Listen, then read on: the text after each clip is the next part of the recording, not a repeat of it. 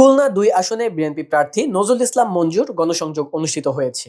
খুলনা ২ আসনের বিএনপির প্রার্থী ও সাবেক এমপি নজরুল ইসলাম মঞ্জু বলেছেন, এবারের নির্বাচন নানা কারণে অত্যন্ত গুরুত্বপূর্ণ। জুলাই অভ্যুত্থানের পর ফ্যাসিবাদ মুক্ত বাংলাদেশের নতুন যাত্রা শুরু করেছে এবং এ নির্বাচনের মাধ্যমে মানুষের প্রত্যাশা বাস্তবায়নের সুযোগ তৈরি হয়েছে। সোমবার ২৬ জানুয়ারি সকাল ১১টায় নগরীর ২১ নম্বর ওয়ার্ডে গ্রিনল্যান্ড বস্তি ও ৭ নং ঘাটসহ বিভিন্ন এলাকায় গণসংযোগ ও লিফলেট বিতরণকালে একথা বলেন তিনি। নজরুল ইসলাম মঞ্জু বলেন, বিএনপির চেয়ারম্যান তারেক রহমানের দেওয়া কর্মপরিকল্পনা অনুযায়ী বাংলাদেশকে একটি সমৃদ্ধশালী রাষ্ট্র হিসেবে গড়ে তোলা হবে। একই সঙ্গে খুলনাকে আধুনিক, পরিবেশ বান্ধব ও শিল্পনগরী হিসেবে উন্নয়নের উদ্যোগ নেওয়া হবে।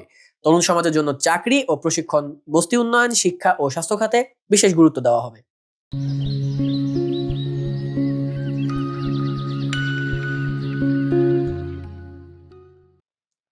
তিনি আরো বলেন, সন্ত্রাস, মাদক ও দুর্নীতিমুক্ত খুলনা গড়তে সবাইকে ঐক্যবদ্ধভাবে কাজ করতে হবে এবং ভয়ভীতি উপেক্ষা করে ভোট কেন্দ্রে গিয়ে ধানের শীষের ভোট দেওয়ার আহ্বান জানান তিনি। খুলনা হচ্ছে দেশের দক্ষিণ পশ্চিমাঞ্চলের রাজধানী খ্যাত বন্দর শিল্পনগরী খুলনা। এই খুলনার মানুষ বিএনপিকে ভীষণ ভালোবাসে। বিগত সকল নির্বাচন, আন্দোলন, সংগ্রামে জনগণ বিএনপির পাশে ছিল। বিএনপি দেশের মানুষের কল্যাণে কাজ করেছে। বিশেষ করে খুলনা অঞ্চলের মানুষ বিএনপির প্রাণ। সেই অঞ্চলে এবার নির্বাচনে আমরা যেখানে যাচ্ছি সেখানে বাঁধ ভাঙা জোয়ার, স্বতঃস্ফূর্ত অংশগ্রহণ, এবং তারা বিএনপিকেই বিজয়ী দেখতে চায়। আমরা তো মনে করি যে ধর্মকে অসৎ ব্যবহার করছে তারা। কে বেঁচে যাবে, কে দোজখে যাবে, এই বিচারের মালিক তো মহান রব্বুল আলামিন। মানুষের হাতে কিন্তু নাই। যে কথা বলছেন তার জান্নাতে যাওয়ার টিকিট আছে কি না সে চেক করা দরকার।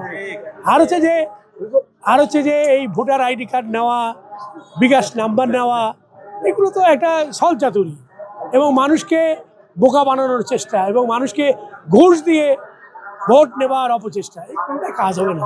খুলনা কিন্তু খুলনা বিভাগ বিএনপির বিভাগ। খুলনা শহর জানি কোনো কিছু বোঝে না।